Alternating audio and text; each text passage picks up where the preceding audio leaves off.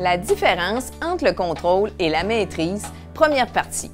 Pour arriver à bien vivre sa vie dans la sérénité, il est important de bien comprendre la différence entre la personne qui se contrôle et qui désire tout contrôler et celle qui maîtrise sa vie. Dans cette vidéo, je m'attarderai plus sur le contrôle et dans la prochaine sur la maîtrise.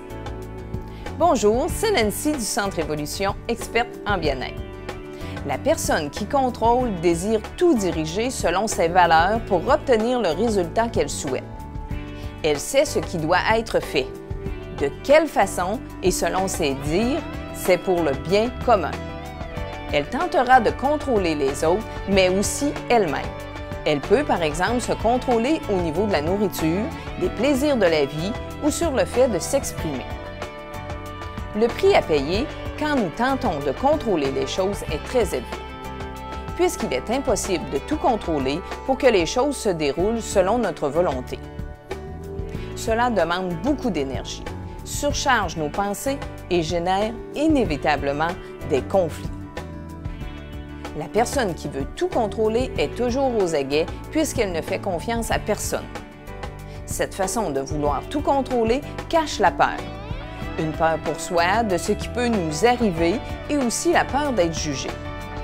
Comme ce que nous craignons, le plus s'engrave dans notre subconscient, ceci qui va se matérialiser dans sa vie. Voyons deux exemples. Retenez bien ces exemples puisque j'y reviendrai dans la vidéo suivante qui parlera de maîtrise. Le premier exemple concerne le parent qui désire que son enfant, maintenant rendu adolescent, termine ses études à tout prix. Tandis que l'adolescent, rendu presque à l'âge de la maturité, désire prendre une pause et se payer un voyage avec son sac à dos dans des pays étrangers. Le parent vous dira qu'il désire contrôler la situation pour le bien de l'enfant.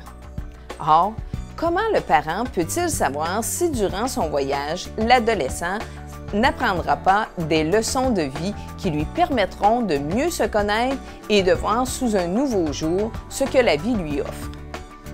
Le parent a en fait peur pour lui, peur de devoir aider l'adolescent si un malheur devait lui arriver, peur de s'ennuyer, peur de se juger ou de se voir jugé par les autres de ne pas avoir été un bon parent. Le deuxième exemple concerne la vie d'un couple.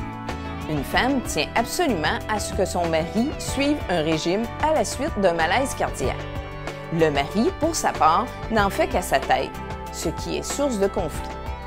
Nous pouvons croire que la femme veut protéger son mari, mais derrière son contrôle se cache peut-être la peur de devoir vivre seule, la peur d'avoir à gérer le patrimoine, de ne pas être capable de composer avec les enfants. C'est au mari de prendre la décision de vouloir changer les choses et s'il ne le désire pas, sa femme aura bien beau faire de son mieux, il trouvera certainement des façons de se défiler et de faire comme il entend. Faire du lâcher-prise et apprendre la maîtrise plutôt que de vouloir tout contrôler, comme nous allons le voir dans la prochaine vidéo, permet de se libérer, d'augmenter sa confiance en soi et de vivre une vie épanouie. Vous avez des questions? Vous êtes d'accord ou non? Laissez-moi vos commentaires ou écrivez-moi à nancy.caron@centrevolution.com. À bientôt pour cette prochaine vidéo sur la maîtrise.